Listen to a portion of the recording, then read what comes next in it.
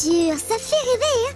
Mais j'aime bien le passé aussi, la nostalgie, tout ça. Même à la limite, je me demande si je ne préfère pas comment on s'imaginait le futur dans le passé.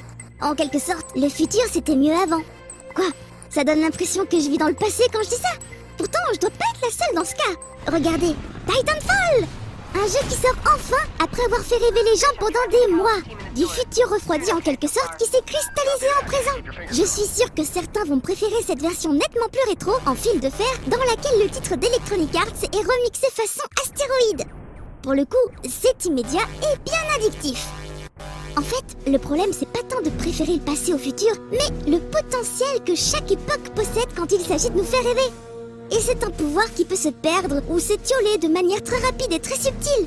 Si le futur devient du présent, on s'habitue à ce qui nous faisait rêver auparavant, par exemple les interfaces tactiles. Mais si on nous promet le futur et que celui-ci ne se réalise pas, ou qu'il n'est pas si cool que ça en fait. Par exemple, le hoverboard de Retour vers le futur 2.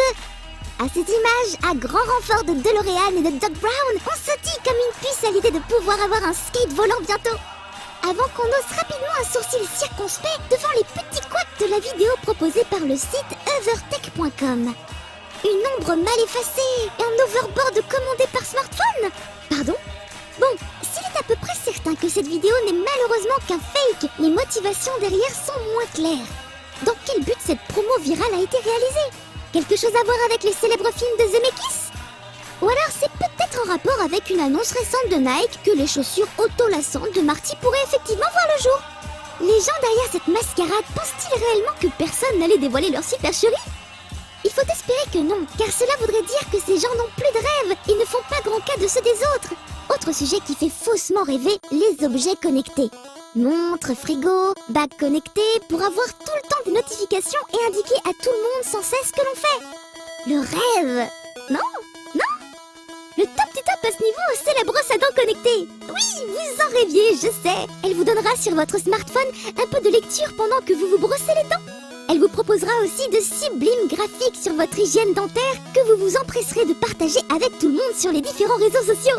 Et tout ça pour seulement 160 €. Ah bah oui, hein, c'est bien gentil de rêver.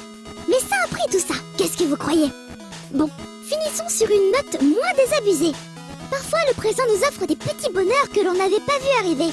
Comme cette carte de visite avec un Tetris intégré. Le problème, c'est qu'on évite de la refiler à n'importe qui. D'autant que vous pouvez être sûr qu'après, durant la réunion, ça va être distrait en face. Même si c'est difficile de pas se faire griller pendant une petite partie quand même. Et enfin, le presque futur nous offre parfois de bien belles choses. Par exemple, l'Oculus Rift.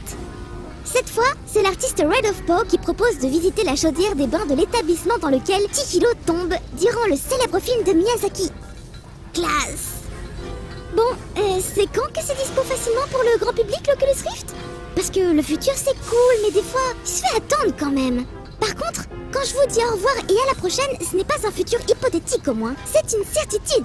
Donc, à la prochaine bande d'attaque!